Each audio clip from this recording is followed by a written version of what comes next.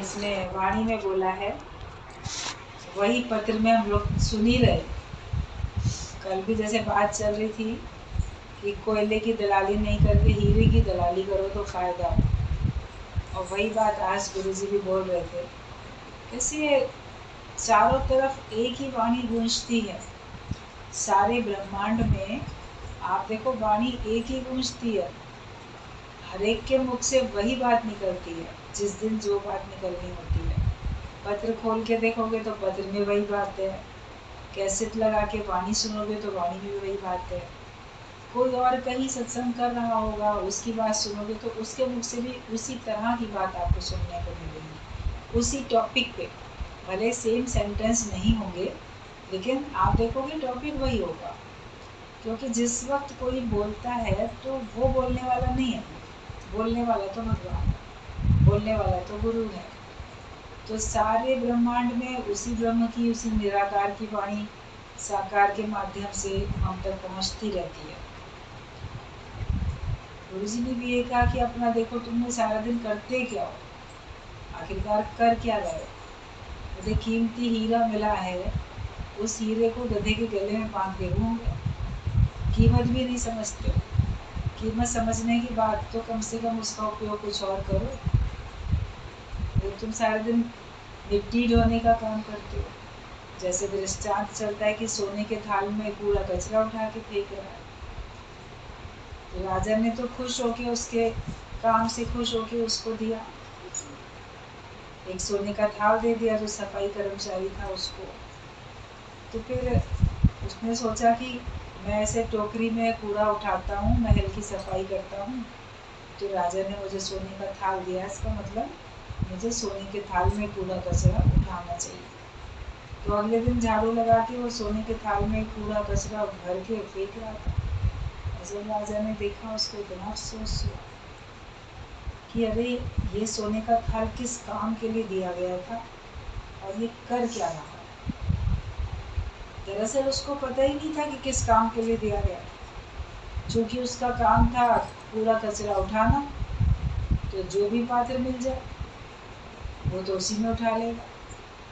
बांस की टोकरी मिले तो उसमें उठा लेगा, कोई गत्ते का डब्बा मिले तो उसमें उठा लेगा, टीन का डब्बा मिले, प्लास्टिक का डब्बा मिले, उसमें कूड़ा कचरा उठा लेगा। फिर सोने का थाल मिल गया तो उसमें भी कूड़ा कचरा उठा लेगा, क्योंकि वो काम ही उसका वही था।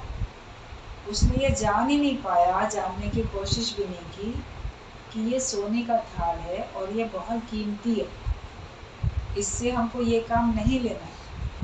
राजा ने तो उसको खुश होकर इसलिए दिया था कि ये सोने के थाल को बेच के अमीर बन जाएगा, सुख समृद्धि इसके पास आ जाएगी। लेकिन उसने उसका भी पता नहीं जो उपयोग पहले से करते आ रहे थे, उस थाल के साथ भी वही किया। तो उस जमादार के ऊपर, सफाई कर्मचारी के ऊपर तो हम लोगों को जैसे हंसी भी आएगी, अफसोस भी होगा, गुस्सा भी आएगा। लेकिन कभी सोच के देखो कि वही काम तो हम भी कर रहे हैं, जो काम 84 लाख योनियों में करते आए, वही मनुष्य जीवन रूपी सोने का थाल मिला, उससे भी वही काम कर रहे हैं, कोई दूसरा काम नहीं कर रहे। मैं मेरा बस, मैं सुखी रहूं, मैं खुश रहूं, या जिनको मैंने अपना माना है वो सुखी रहें, वो खुश रहें। अपनी छोटी सी दुनिया, छोटा सा दायरा बना के बस खाया पिया भय सुखी, उसी में सुखी हो गए, उसके अलावा सोचना ही नहीं है। तो जो हम मन में मलिनता लिए हुए थे, मन में खोट लिए हुए थे, जो भी हमारे अंदर में दोष हमसे होते थे, पाप होते थे, सकामी कर्म, मैं मेरे के कर्म, विषयों में गिरना, विकारों में गिरना, यही हमेशा से करते आए और मनुष्य शरीर पाके भी वही किया। क्योंकि पता ही नहीं था कि मनुष्य देह मिली है तो क्यों मिली, बल्कि ये पता था कि मनुष्य देह मिली है तो सारे 84 लाख योनियों से श्रेष्ठ है, और इसमें मैं खूब ज़्यादा माया के सुख ले सकता हूँ, जो पशु के रूप में, पक्षी के रूप में नहीं ले सकते, वो हम मनुष्य के रूप में ले सकते हैं। तो हमें बहुत सुख लेने हैं, माया के सारे सुख लेने हैं, इसीलिए माया कमानी है, क्योंकि माया का सुख तो माया ही से मिलेगा। आप माया खर्च करो, रुपया पैसा खर्च करो, तो आपको कोई पदार्थ मिलेंगे। तो वही उसी में खुशी समझते थे। यहाँ घूम आए, वहाँ घूम आए, जैसे गुरु जी भी बता रहे थे, हम विदेश चले जाएं, हम ये देख लें, हम सिंगापुर देख लें, तो मलेशिया देख लें, तो अमेरिका देख लें, तो ये शहर देख लें, वो बहुत सुंदर शहर हैं, बहुत अच्छे हैं।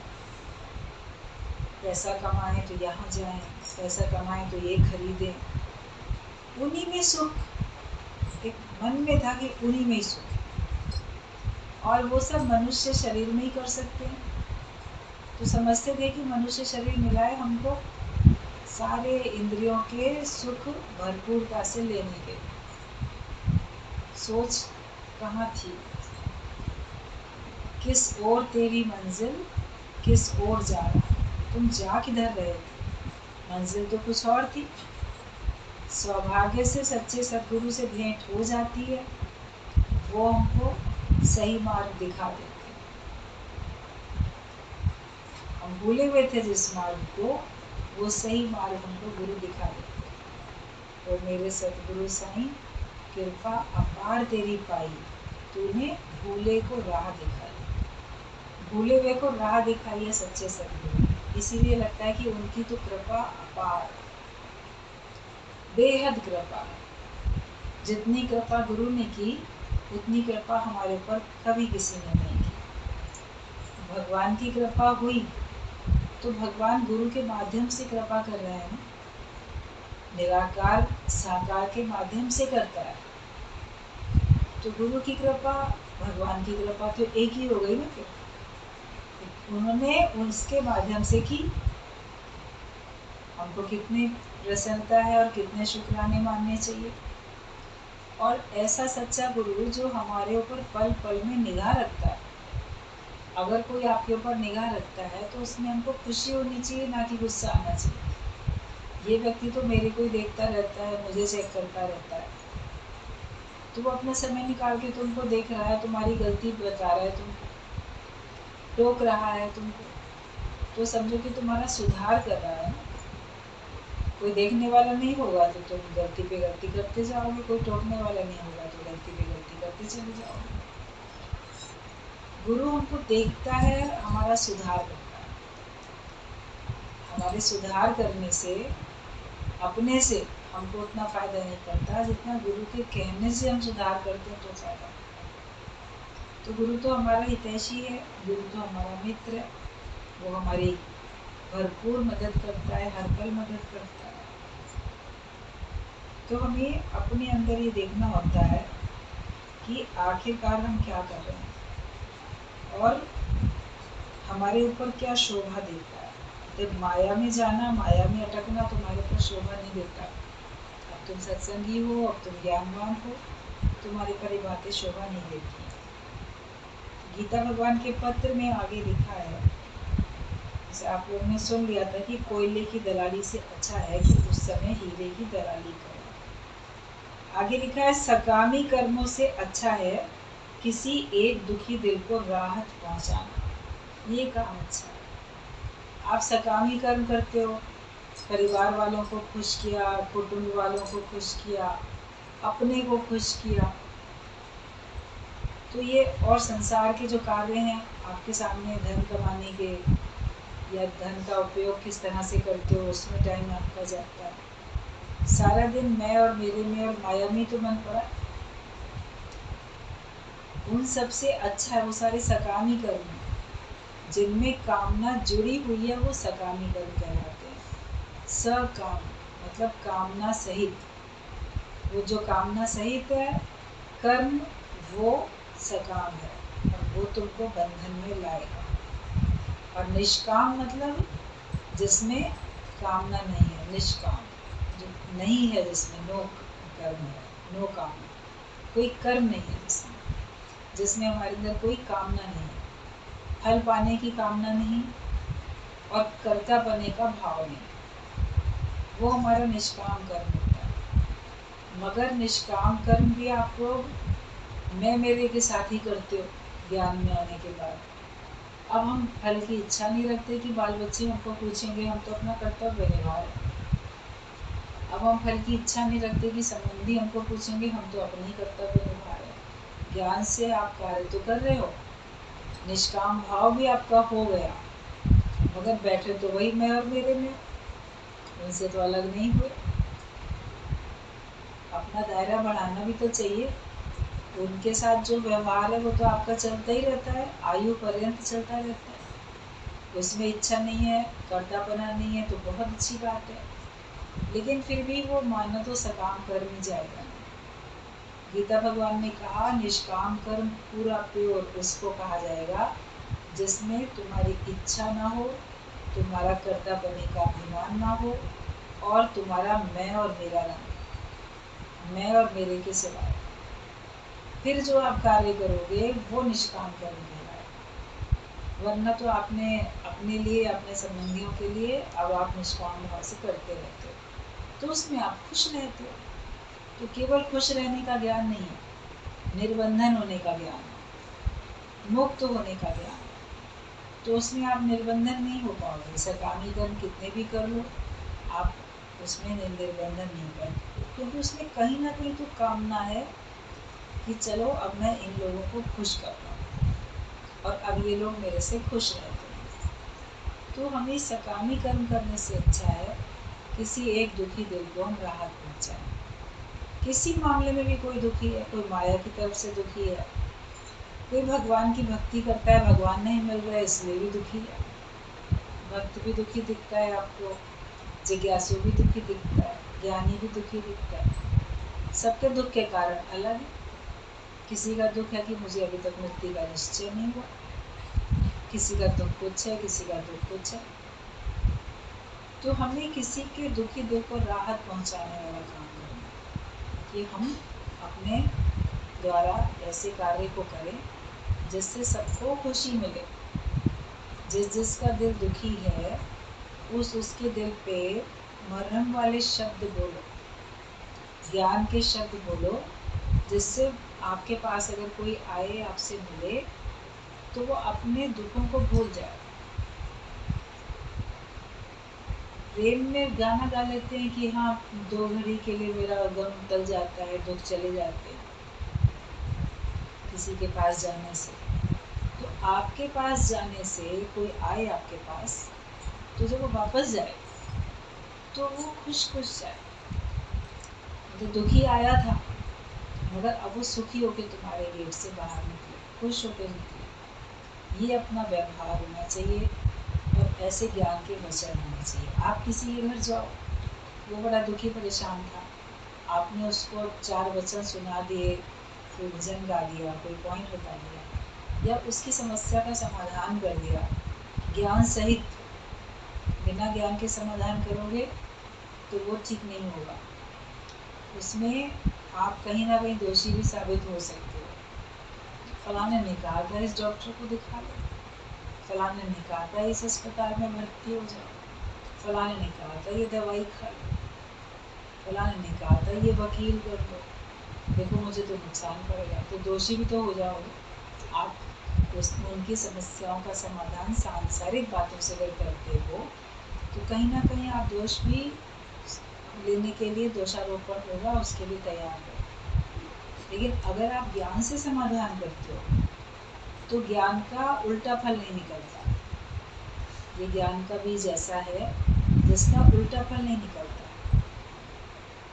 ये किसी न किसी को राहत ही देगा, तसल्ली मिलेगी, अगले का मन शांत होगा। ज्ञान के वचनों से ही शांत होगा, उसके अलावा किसी का मन शांत नहीं हो सकता, क्योंकि ये वचन ही शीतलता भरे होते हैं और ये वचन हमको परमात्मा से जोड़ते हैं। वरना हमारा मन तो जगत से जुड़ा हुआ था या अपने देह से जुड़ा हुआ था। लेकिन ज्ञान के वचन आपको आपकी देह से भी बिसरा देते हैं, भुला देते हैं, और ज्ञान के वचन से आपका जगत भी भूल जाता है। तो इसके लिए किसी को भी अगर आप ज्ञान दोगे तो अच्छा होगा, उसका दुख तभी दूर होगा। तो सकामी कर्मों से अच्छा है किसी एक दुखी दिल को राहत पहुंचाना, ये काम अच्छा है। ये बैठकर अंदर से रिहर्सल करो कि नौकरी या धंधा ना हो तो घर वाले क्या करें, खाना भी देंगे या नहीं इज्जत से, अपमान करेंगे, सारी दुनिया बेइज्जती करेगी, सारी दुनिया समझाने आएगी। जब आपके पास कोई नौकरी नहीं होती है या कोई काम धंधा नहीं होता है, मतलब आप रुपया पैसा नहीं कमा रहे, तो आप देखो सारी दुनिया तुमको समझाने चली आती है, अरे ये कर लो, अरे वो कर लो, तुमने अभी तक ये नहीं किया, अभी तक तुम वो नहीं कर पाए। वो सारी दुनिया तुमको समझाने आती है। तो तुम अंदर से बैठ के रिहर्सल करो कि नौकरी या धंधा ना हो तो घर वाले क्या करेंगे। तुम्हारे घर वाले भी तुमको बोलेंगे निकट्टू है, कुछ करता नहीं है। जो बाकी तुम्हारे भाई बहन पैसे कमाते होंगे, तुम नहीं कमाते होंगे, तो सगे माता पिता भी भेदभाव रख लेंगे, टोकेंगे तुमको। अब बाकी भाई बहन भी टोकेंगे, उनके परिवार के लोग भी तुमको टोकेंगे। भाई की पत्नी बोलने बैठ जाएगी, बहन का आदमी बोलने बैठ जाएगा, उनके बच्चे भी बोलेंगे, सब तुमको टोकेंगे। तो तुम ये रिहर्सल करो कि अगर ऐसा होगा, क्योंकि तुम तो ज्ञान के कार्य में लगे हो, तुम तो एक रुपया भी नहीं कमा रहे, तो ऐसा होगा तो मैं कैसे अपने आप को शांत रखूँगा। ये तुम रिहर्सल करो कि नौकरी या धंधा ना हो तो घर वाले क्या करेंगे, खाना भी देंगे या नहीं इज्जत से, हो सकता है बेइज्जती से खाना दे, वो खाना आपके अंदर न जाए। लेकिन गुरु ने कहा है कि अगर तुमको कोई थाली के बदले जूते पे रख के रोटी दे तो भी तुम खा लो, मतलब इतनी बेइज्जती करे तुम्हारी, लेकिन भगवान का नाम लेना, निष्काम कर्म करना ना छोड़ो। तो हम गाली ताना खाएंगे पर गुरु पर गाली जाएंगे, कोई इतनी भी अगर हमारी बेइज्जती करे। या जूते पे रोटी रख के देने का मतलब होता है बहुत बेइज्जती करके तुमको, भले प्लेट में रख के दे रहा है लेकिन खाना देने से पहले तुमको इतनी चार कड़वी बातें सुना रहा है कि तुमको लगेगा कि ये खाना जहर है, मैं खाऊंगी नहीं बिल्कुल भी। मगर तो भी अन्नमय कोश है शरीर, अन्न को चलाने के लिए, ज्ञान का कार्य करने के लिए तुमको अपने शरीर में बल, स्फूर्ति, शक्ति रखनी है, निरोग अपने को रखना है। आप भगवान का प्रसाद समझ के ग्रहण करो। तो खाना भी देंगे कि नहीं इज्जत से, अपमान करेंगे, सारी दुनिया बेइज्जती करेगी, समझाने आएगी। पाई एक पाई भी जेब में ना हो तो तुम क्या करोगे। मान लो तुम्हारे पास नहीं है, जेब में पैसे ही नहीं है, तो तुम क्या करोगे। उस वक्त भी तुम अपने आत्मानंद में रह सको तो ज्ञान है, वरना तुम्हारा मन तो दसों दिशाओं में दौड़ेगा। दादाजी ने घर में बोल दिया था कि खाना भी मेरे लिए मत रखना, कपड़े भी पुराने हो गए तो नए नहीं सिलवाए। जब कोई भगवान समझकर अगर कोई भोग लगाता था तो निराहारी होकर भोग लगाता था वो खुद। मुझे दुनिया से कुछ नहीं चाहिए, ना अपने लिए ना अपने वालों के लिए। वो तो माया रहित होके रहा। दादा भगवान ने कभी सत्संग में लेट हो जाते थे, वापस आने में रात को सत्संग खत्म हुआ, फिर कहीं किसी के घर चले गए निष्काम कार्य के लिए, आते आते लेट हो गया, कहीं किसी के यहाँ पे कोई फंक्शन है, कोई बात है, उन्होंने प्रसाद में ही काफ़ी कुछ ज़्यादा खिला पिला दिया, तो लगा घर जाके अब खाना तो नहीं खाएंगे रात का खाना। तो ऐसे एक बार जब घर पहुँचे रात में, तो बहू ने कहा कि खाना खा लीजिए, खाना रखा है आपके लिए। तो बोले कि नहीं, हम नहीं खाएंगे खाना, हमारा पेट भरा है, हम बाहर से सत्संग से आज कुछ था तो नाश्ता वगैरह वहाँ खाना हो गया था तो खा गए।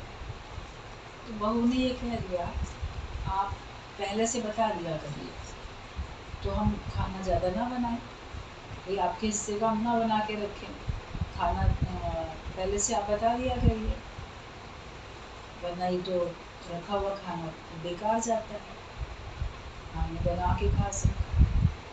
तो दादाजी ने कहा कि अच्छा ठीक है, पहले से बता देना चाहिए, तो आज मैं तुमको पहले से बता रहा हूँ, आज के बाद मेरे हिस्से का खाना बना के मत रखना कभी भी। ये मेरे लिए खाना बना के रखने की ज़रूरत नहीं है, तुम लोग अपने लिए बना के रखो, उसमें से अगर बच जाएगा मैं आके अपने आप देख लूँगा, निकाल लूँगा, मैं खा लूँगा। अपने उन्होंने मन को मोड़ दिया, बोले हमारे लिए आज से खाना बनाने की ज़रूरत नहीं, बोले जो होगा हम खाएंगे। मतलब जवाब उन्होंने, दादा भगवान ने बहू को ऐसे दिया, इन्हीं वरावास से। तो होता क्या है कि घर वाले तो बहुत कुछ कहेंगे आपको, तो वो शांत रहते थे, घर में जाते थे, खाना तो रखा ही होता था, कुछ ना कुछ जो मिला। नहीं कुछ होगा, हम फ्रिज में से एक गिलास दूध निकाल के पी के सो जाएंगे, तमाम चीज़ें और भी होती हैं खाने की। तो खाने में उन्होंने अपने मन को फिर अटकाया नहीं, बोले मत रखो बना के। और फिर भगवान समझ के अगर कोई भोग लगाता था तो खुद भी वो निराहारी होकर भोग लगाते थे, जैसे हम भोग खाने वाले हैं ही नहीं, हम तो शरीर को खिलाने वाले हैं। तो कोई उनको फिर इज्जत से अगर दे, भगवान समझ के दे कि नहीं आपके लिए रखा है, वरना तो होता था ना कि तुम्हारे लिए रखा था तुमने खाया नहीं। तो ऐसे फिर लगता है कि नहीं, हम भगवान को तो आप मूर्ति के सामने जाते हो, भगवान की मूर्ति के सामने तो आप तो कितनी श्रद्धा से भोग लगाते हो, भगवान स्वीकार करो। आप ये थोड़ी सोचते हो सवेरे से भगवान को किसी ने भी नहीं खिलाया, लाओ मैं खिला लूँ। और ये भी नहीं सोचते हो मेरे से आगे लाइन में इतने लोग लगे थे, भगवान को इतने लोगों ने भोग लगाया है, तो अब तो इनका पेट भर गया होगा, तो मेरा तो खाएंगे ही नहीं। ये भी विचार नहीं आता। आप तो अपना भगवान का भाव रख के अपने प्रसाद का भोग लगा के चले आते हो, और आपको मन में विश्वास हो जाता है कि भगवान के आगे मैंने प्रार्थना की तो भगवान ने इसको स्वीकार किया, क्योंकि भगवान स्थूल रूप से पदार्थ तो तुम्हारा नहीं खाएंगे, वो तो तुम्हारे भाव देख लेते हैं। तो जब कोई तुमको भगवान समझ के भोग लगाता है कि थाली होता है खाओ, तो आप खा लो। और जब आप ज्ञान के कार्य में लगे हुए हो, जिज्ञासु को हर परीक्षा में पास होकर दिखाना, कभी कैसे कभी कैसे, लेकिन उसका मन कभी भी डावाडोल नहीं होना चाहिए। आप अपने मन के मास्टर बनो। तो दादा भगवान को कोई भगवान समझ के अगर भोग लगाता था तो निराहारी होकर वो भोग लगाते थे। मुझे दुनिया से कुछ नहीं चाहिए, ना अपने लिए ना अपने वालों के लिए। वो माया रहित थे, सब माया सब इधर उधर देख के परिवार वालों को अपने पास कुछ नहीं रखा। ये भी नहीं कहते थे मेरे कपड़े पुराने हो गए, फटे गए। कोई अपने आप से देख ले, उनके नाप के सिलवा के रख दे तो ठीक है, वरना नहीं। बोलते नहीं थे कभी भी। कभी कमीज़ जो शर्ट पहनते थे तो उसका कॉलर घिस जाता था, वो धोने में कॉलर ज़्यादा गंदा होता है तो ज़्यादा घिसता है, तो बोलते इसको खोल के इसको पलट के सिल दो। आगे की तरफ से थोड़ा घिस के ये पुराना होके फट गया है, कॉलर को उल्टा करके लगा देंगे, दोबारा सिल देंगे तो पीछे की तरफ से ये अभी है। किसी भी को भी ऐसे अगर फटा हुआ था तो ये बोल दिया करते थे। मतलब कि कहना नहीं है कि मुझे ये चाहिए। फिर जिसको समझ में आता था वो उनकी नाप का शर्ट ले जाके नई शर्ट बनवा के, बेटे ने देख लिया तो उसने, जिसने भी देखा तो उनका बन जाता था, मगर वो अपने आप से नहीं कहते थे कि मुझे ये चीज़ अब पुरानी हो गई, मुझे ये चाहिए। तो अपने लिए भी नहीं और अपने वालों के लिए भी नहीं, वो माया रहित होते रहे। गुरु 24 घंटे खाली है, मतलब 24 घंटे ही वो निष्काम कार्य में रहता है, वो सकामी कर्मों में नहीं करता। वो सकामी कर्मों से 24 घंटे अपने को खाली रखता है। तो गुरु 24 घंटे खाली है, तभी भक्तों की पुकार पहुंचती है और उसका वो पूरा इलाज कर सकता है। अगर वो अपने को सकामी कर्मों में ही व्यस्त रखे तो निष्काम कार्य कैसे कर सकता है? वो भक्तों की पुकार कैसे सुन पाएगा? वो उनके अंदर के जो भी रोग हैं, कष्ट हैं, उनको वो कैसे दूर कर पाएगा? समय तो देना पड़ता है। तो सकाम से वो अपना समय बचाता है, छुड़ा लेता है 24 घंटे के लिए, हमेशा के लिए, और वो 24 घंटे ज्ञान के कार्य में लगा रहता है। तो हमको भी यही सीखना कि हमको भी अपने को फ्री करना है, जितना धीरे धीरे करके अपने घर से आप लोग निर्बंधन होते जा रहे हो, छूटते जा रहे हो। और जितना आपको लगता है अभी है हमारे ऊपर जिम्मेदारी, वो भी आप किसी और को दे के बैठो। आप जब नहीं करोगे तो कोई और करेगा। वैसे भी 2-4 दिन के लिए कहीं दूसरे शहर जाते हो तो काम चलते ही, कोई ना कोई व्यवस्था करते हैं। तो वो व्यवस्था हमेशा के लिए करके बैठो कि आप हो अगर घर में तो कर रहे हो, नहीं हो तो कोई ना कोई जिसको सौंप रखा है वो करेगा। तो छुड़ा के अपने आप को ज्ञानी बैठता है, और वो तभी अपने भक्तों का वो पूरा इलाज कर सकता है, मतलब उनके अज्ञानता के रोग को वो पूरा तभी दूर कर सकता है। अगर गुरु सकामी कर्म करता और अहंकार करता तो तुम सब ना बनते। अगर गुरु सकामी कर्मों में पड़ा होता तो भी तुम सब नहीं बनते थे। और अगर वो अहंकार करता रहता, देखो मैं तुम्हारे लिए आया, मैंने तुमको सुनाया, मैंने सर्दी गर्मी नहीं देखी, मैंने तुम्हारे लिए ये किया, मैंने तुम्हारे लिए वो किया, मैं तुमको समय दे रहा हूँ। मान लो आप सत्संग सुनाओ भी किसी को और फिर उसके ऊपर अहंकार करो कि हम तुम्हारे लिए इतना कर रहे हैं, तो भी तुम्हारा जीवन नहीं बनेगा। तो गुरु अगर सकामी कर्म में पड़ा रहता और अहंकार भी करता तो फिर बोला है कि तुम सब ना बनते। तो अपने को निरअहकारी बनाओ। बड़ी जल्दी कर्तापना आता है और बड़ी जल्दी उस कर्म का अहंकार अपने अंदर में आता है कि मैं बड़ा श्रेष्ठ हूँ, मैंने बहुत कुछ अच्छा कर लिया, मैंने अपना जीवन बना लिया, इस बात का भी अहंकार कर लेते। हमने तो गुरु के ज्ञान से देखो अपना जीवन कितना सुंदर बना लिया। हर एक के आगे एक होता है कि निश्चय से बोलना या शुक्राने में बोलना, प्रसन्नता में बोलना, एक होता है अहंकार में बोलना। बात वही बोल रहे हो लेकिन बोलने के भाव भी तो होते हैं, कोई कैसे बोलता है, कोई कैसे बोलता है। ज्ञानवान तो वही है जो मौन में रहता है और जो धीरज के साथ बोलता है, जो नम्रता के साथ बोलता है, वो ज्ञानवान है।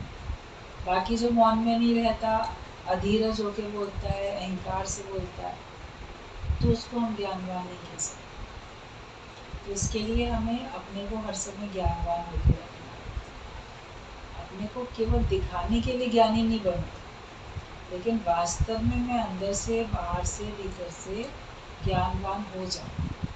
आए ही हम लोग ब्रह्म ज्ञानी होने के लिए, सत्संग में क्यों आए? कि सत्संग में हम ब्रह्म ज्ञान लेने आए, हम ब्रह्म ज्ञानी होने आए।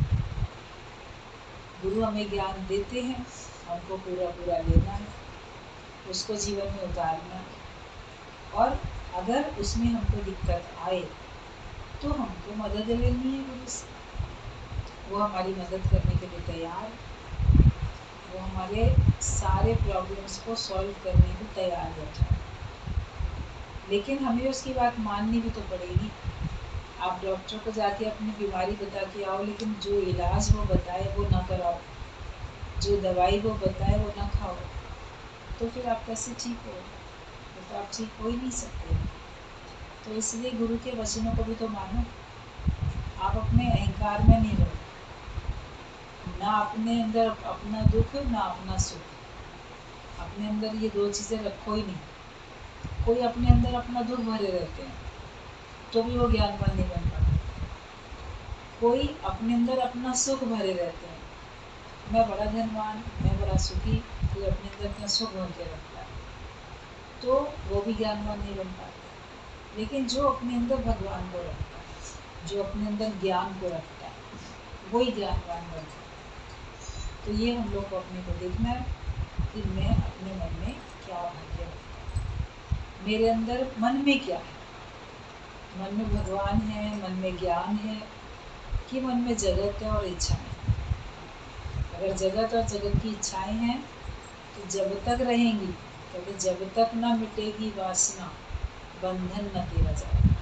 तुम्हारा बंधन जाने वाला नहीं है जब तक तुम्हारे अंदर सांसारिक इच्छाएं, कामनाएं हैं तब तक। सांसारिक इच्छा और कामनाओं को तो हमें तुरंत छोड़ देना चाहिए, उसमें हमको विरक्ति होनी चाहिए। उसमें हमको ऐसी विरक्ति हो कि बस मुझे ये चाहिए नहीं। अष्टावक्र मुनि ने कहा है, विषयों को विष के समान त्याग दो। कोई आपको कुछ खाने के लिए दे, आपने उठाया, बड़ा अच्छा है, आपकी पसंद का कुछ है, आप अभी खाने ही जा रहे हो, मुंह तक ले जाते कोई एकदम से आके आपका हाथ पकड़ लिया, नहीं नहीं खाना नहीं, इसमें ना विष मिला हुआ है, तो आप खाओगे क्या उसको सुनने के बाद? अच्छा विष है इसमें, तुरंत फेंक दो। और आपने वो चीज़ तुरंत फेंक दी और आपने देखा कि उसको किसी जानवर ने खा लिया और वो मर गया, तो आप कितना शुक्र मनाते कि अभी मैं ये खा लेता तो मैं मरता, ये विषैला दूध में पी लेता तो मैं मर जाता। तो विषयों को विष के समान त्यागना, तुरंत। जैसे विष को हम तुरंत फेंक देते हैं, तो हम ये नहीं, हम धीरे धीरे छोड़ेंगे, धीरे धीरे जहर पीते रहेंगे और धीरे धीरे छोड़ेंगे। तो धीरे धीरे पीते रहोगे, धीरे धीरे मरते भी रहोगे। जो चीज़ छोड़नी है आज नहीं तो कल, तो अभी क्यों नहीं छोड़ देते? छोड़ना ही है ना तुमको, तो उठाया ही क्यों फिर? उसको हाथ में लिए ही क्यों? अभी जिस दिन व्रत होता है आपका, तो उस दिन आपकी पसंद की भी कोई चीज़ आपको ऑफर करता है, तो आप अपने हाथ में उठाते हो? आप बोलते नहीं नहीं आज हम नहीं खाएंगे, आज हमारा व्रत है, तो उसको आप प्लेट में से या किसी में अपने हाथ में लेते ही नहीं हो, पहले ही मना कर देते। तो जगत में विषयों से अपना क्यों नहीं व्रत लेते कि नहीं हमको लेना ही नहीं, हमको चाहिए ही नहीं। जब आप ऐसा भाव रख लोगे कि हमको चाहिए ही नहीं, तो आप उसमें लिप्त भी नहीं होगे, उसमें आप जाओगे भी नहीं। तो ब्रह्म आनंद में डोलो, ब्रह्म आनंद में ही रहो, मतलब हर समय ब्रह्माकार वृत्ति में रहो, ब्रह्म आनंद में ही अपने आप को रखो, यही ज्ञान। तो पत्र में अंत में यही लिखा है कि अगर गुरु सकामी कर्म में पड़ा रहे और गुरु अगर अहंकार करता तो तुम सब नहीं बन पाए। तो गुरु निरअहकारी है, इसलिए तुम सब बन गए हो। तुम भी सब जब निरअहकारी बनोगे तो तुमसे भी अनेक लोग ज्ञानवान बने।